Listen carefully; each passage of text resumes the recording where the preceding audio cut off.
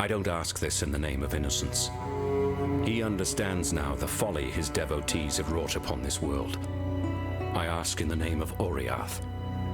There are many that deserve what Kitava offers, and there are many more who do not. Put an end to Kitava's savage reign, for there remains much in this land that is worth saving. Innocence forgives you. Kitava is a primal deity, forged from the most fundamental of human desires, hunger. The simple act of craving that which we cannot yet consume. To defeat Kitava is to squeeze the very heart of human nature into stillness. You don't think you can do that? I suppose we'll see, won't we?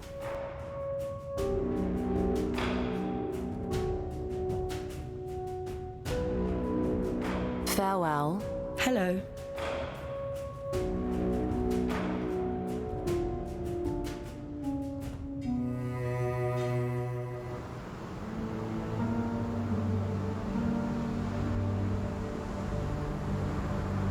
Hello.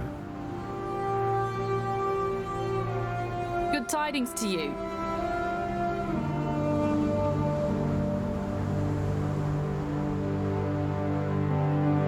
Now there's a pair of eyes I could never forget. If the tales are true, those peepers of yours have seen all the wonders of Rayclast by now, and a few things they likely wish they hadn't. Oh, and no need for us to speak of Oriath. My ears are brimful with the sorrows these wretched companions of yours have been spilling. Now, I'm sure you've noticed that Lion Eyes Watch has seen better days. Our once bubbling township has, alas, become a brooding quagmire of gloom and despair. I blame the unrelenting weather. As you know, I am both a humanitarian and a strong believer in the soul-sustaining power of story. Back when I was still captain of the Merry Gull, many days at sea afforded me time to work on my thespian aspirations. I wrote a theatrical epic, a one-man show entitled Cedric and the Buxom Stranger. I sealed the manuscript inside a roll of oiled leather and stashed it in the hold for safekeeping. Perhaps you could salvage it for me from that tidal island upon which my poor ship came to rest. Who knows? Maybe we can bring some joy back to Lion Eyes Watch with a bit of live entertainment. Now there's a sorry tale, more miserable than any dirge I've ever heard. Nessa's gone, wandered off into the night muttering to herself about dancing to his ditty. No, I didn't go after her. In truth, she was gone when I woke up the next morn. I only imagined she'd be muttering, you see, on account of the murmuring she's been making these past few weeks. Always the same, about him and his song, whoever in damnation he is. Lily Roth, granddaughter of the legendary Rottooth Roth. Oh, apologies if I seem a little giddy. It's not any old day you get to meet marine royalty. I mean, you know how I feel about pirates and all, but the Roths have as much in common with those scurvy sea rats as a shark does with a goldfish. Lily has her granddaddy's blood in her veins. It's plain for all to see. Look at the luster in her eyes, the ruddy blush of her skin. That there's a pirate princess, and no mistake.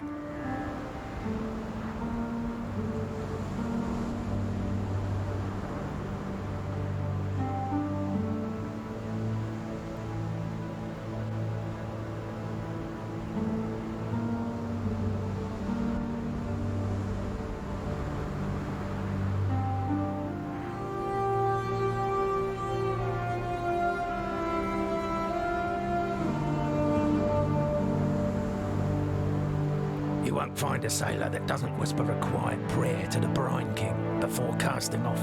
In fact, under the maddening radiance of a full moon, the more superstitious captains would drown some poor slave or failed mutineer just to keep old Tsoagoth happy. No, No, that wasn't a sneeze. That's the fish god's old Asmerian name. It's considered foul luck to speak it on board a ship. A keel-hauling offence. You'll not find a more renowned pirate as Whalem Rocktooth Roth. In times when Fairgraves was still a whelp earning his sea legs, Rocktooth was prowling the Strait of Orioth in his ship, the Black Crest. It's said he built it himself, lining its hull with the bones of some great sea beast he slew with nothing but a harpoon and a bottle of rum.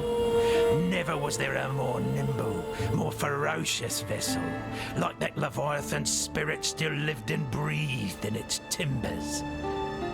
No one sighted Rocktooth for 20 years or more, but I know where the Black Crest is. The ship graveyard, no less. Seems that Whalem Roth might have had his last meal with Lady Mervale.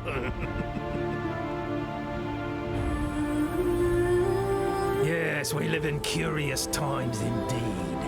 A time when old stories are being birthed, mewling and puking into our world of dirt and blood. It's all a bit inspiring, really. Hence, I've written a little something. Ancient anecdotes now wake from their beds, looming in our fears, towering above our heads. Age-old lusts and bygone greeds, walking and reeking as humanity.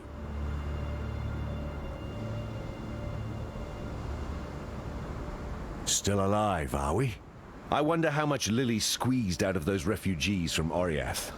Yes, she did risk her life and ship to save them, but I knew the Lily of old, a damn fine smuggler. And that Lily never did a good deed that didn't also turn a profit. I had a life before Lion Eye's watch. Not much of one by some people's standards, but it was good enough for me. Lily and I, we'd smuggle a bit of booze to keep our purses full. We were good at it, too. Made us a fine partnership, her quick mind and my steady nerves, right up until the day she left me drunk and trussed on Pennant's Quay. By the time the blackguards unwrapped their present, she was halfway to Trathus. That's how I ended up here. Yes, it smarts a bit to look at her, but what right have I to say where the flotsam finally washes up? Never took much stock in the stories Lily told. Didn't sit right, those full moon sacrifices her and her ilk would do out on the open water. But now, in light of everything, I'm obliged to reconsider. If it meant Nessa might be spared the attentions of that wretched Brine King, I'd even be inclined to slit a mutineering throat or two myself. Those shambling nobles out there on the strand? They left Orioth to die a bloody death, rats fleeing a sinking ship. Seems they learned a bit of the hard truth, though. Doesn't matter how much money you have, you can't outrun death when it comes for you. Can't say they've actually noticed, though. They're still the same flesh-eating bastards they've always been, just a bit more obvious about it now. Nessa. I saw her one night, running out across the coast, headed in the direction of the mudflats. Called out to her, but she didn't even turn her head. Maybe she couldn't hear me. Maybe she didn't want to. I don't bloody know. I tried to run after her, but she'd vanished into the darkness before my feet had barely touched the sand. So I tracked her, all the way to the mudflats, and that's when her tracks, they just stopped. No sign of meeting someone or something. No sign of a struggle. It's like one moment she was running and the next, gone. Look, I've heard some things about what you've done. Things that beg a belief. Now you can do this. Please. Find Nessa. Bring her back to us.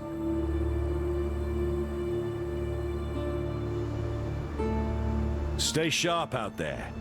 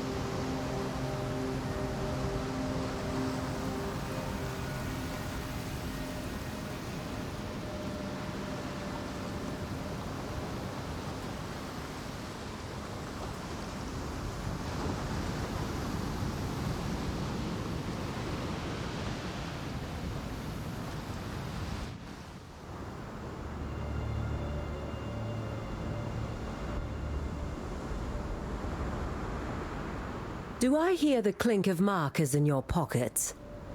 Claimed from one of your victims? Or perhaps the victim of one of your victims? It is impossible to know how far back that chain could unwind, but now they belong to you, and you seem to be in good health. To the victor, etc. It seems you are the one I have patiently waited for.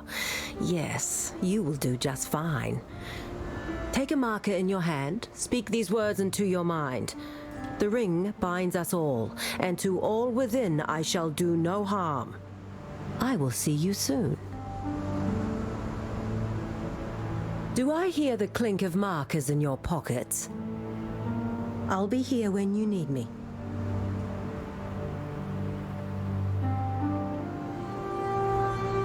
A wretched sight. So many drowned Oriathans cast into undeath. You freed them from their torment, and I'm sure they'd be grateful. Here, that little something extra I were talking about. Though the sea takes away, it gives back in greater measure.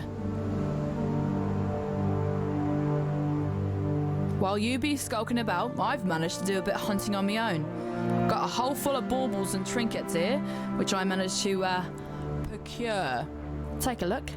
You might find something particularly naughty to help you on your life's voyage.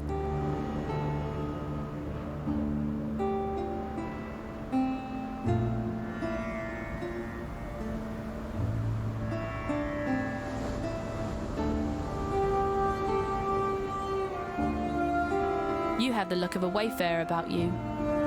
I've a few bits and bobs in the hold that I managed to salvage from Oriath. Might be you're in the market for a little insurance for the road. The sort of nautical charm or a quaff of tonic be providing. Go on, have a look-see. And if you're thinking to trade, I reckon we can come to a fair arrangement. A wretched sight. So many drowned Oriathans cast into undeath. You freed them from their torment, and I'm sure they'd be grateful. Here, that little something extra I were talking about. Though the sea takes away, it gives back in greater measure.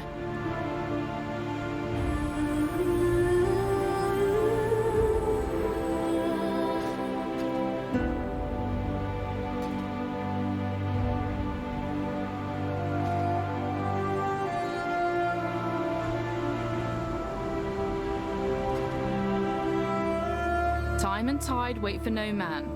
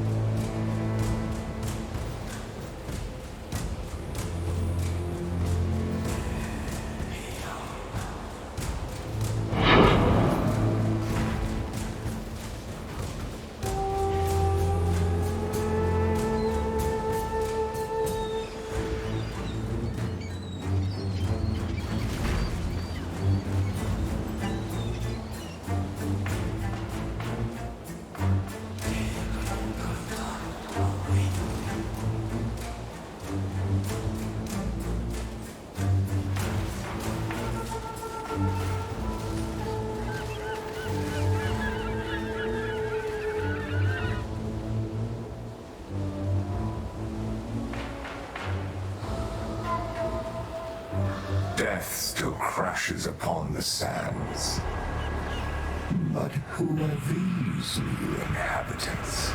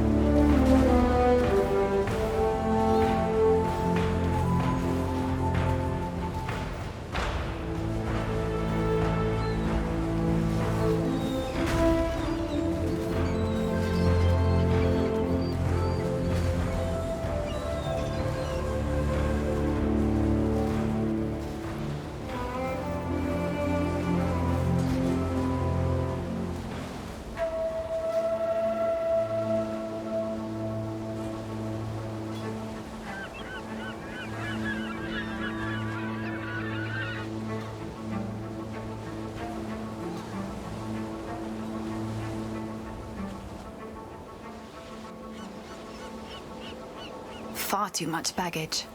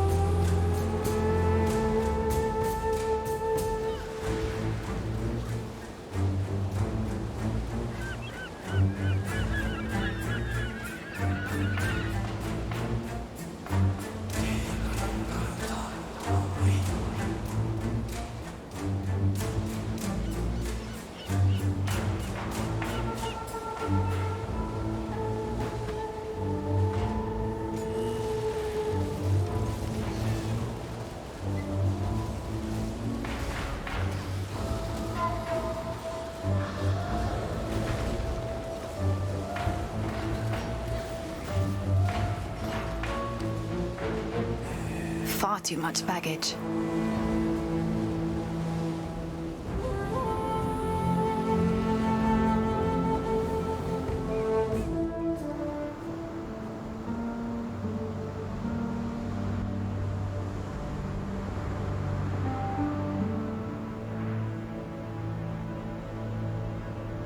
Made any progress?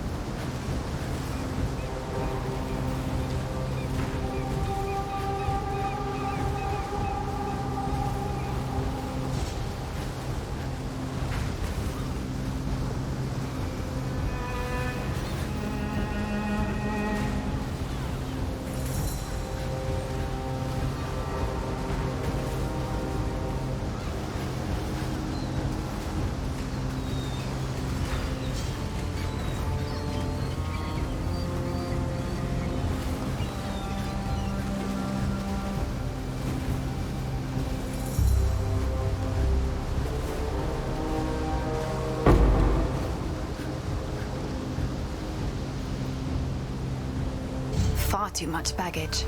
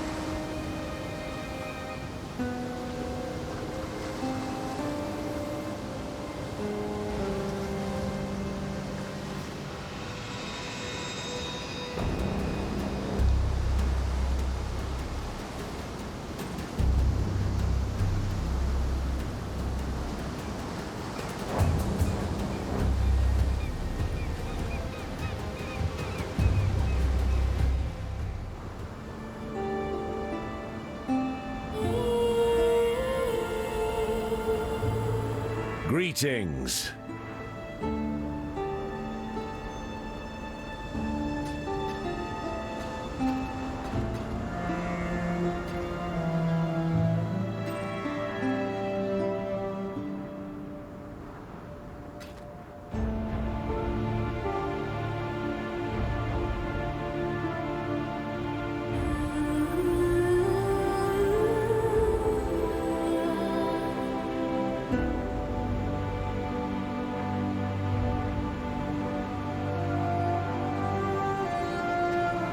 Stay sharp out there.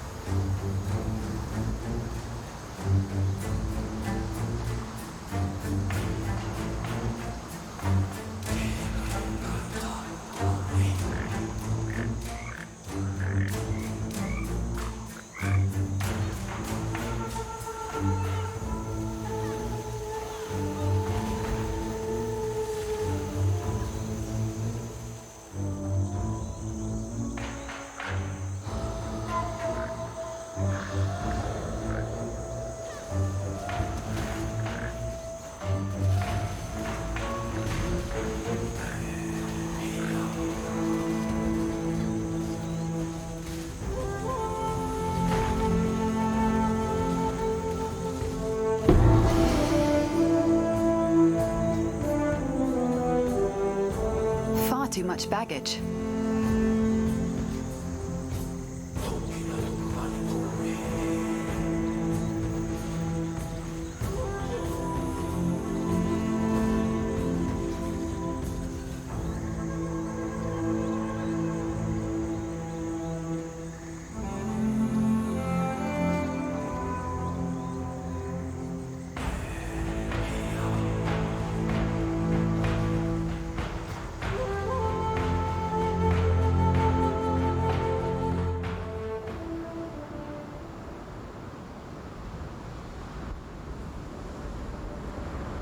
Marvelous. Oh, yes, yes, it's all here.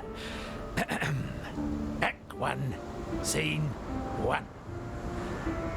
Along the shoreline, the beach grass sways, a blazing sun sinks 'neath sparkling bays. Oh, strange be the night when the drowned dead rise, and a pale moon ascends upon cold skies. The stranger still is lost to me, those silken pillows upon which I lay at sea. It's moody, atmospheric, not as funny as I remember. But I'm sure it gets better in Act 2. Regardless, you have my thanks.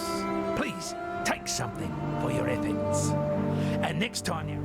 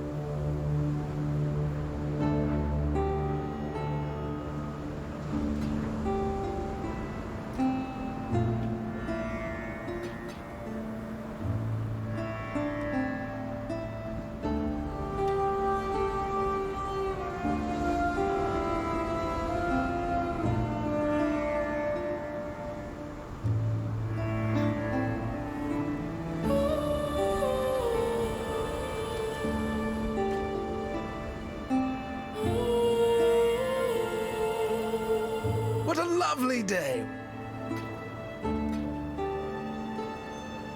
The submerged passage. It's underwater again, and there's no sign of those shells you used to drain it. Fortunately, there's another way to reach Axiom Prison and beyond. A path I scouted out myself, through what was once the fetid pool, and then along the ridge above it. Problem is, whatever's brought those Karui revenants to life has also sealed the pool entranceway with a bloody great totem. That Karui relic you're carrying looks bloody familiar. Yeah, I've seen its twin stuck in that totem guarding Tukahama's doorstep. If I were you, and in this case I'm glad I'm not, let's see about putting that eye back where it belongs. It might do nothing at all, but it's at least worth a shot, I reckon.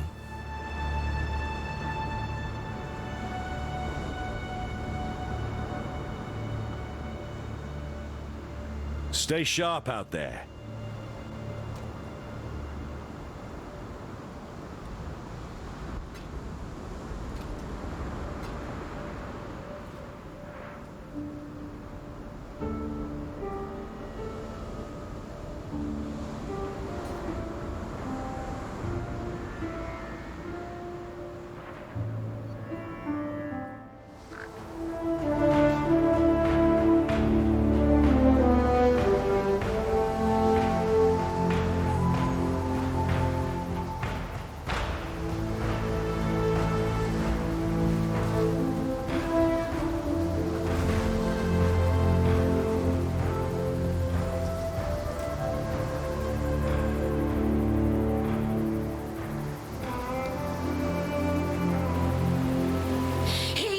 To me, the King of Brian, and he wants me to be...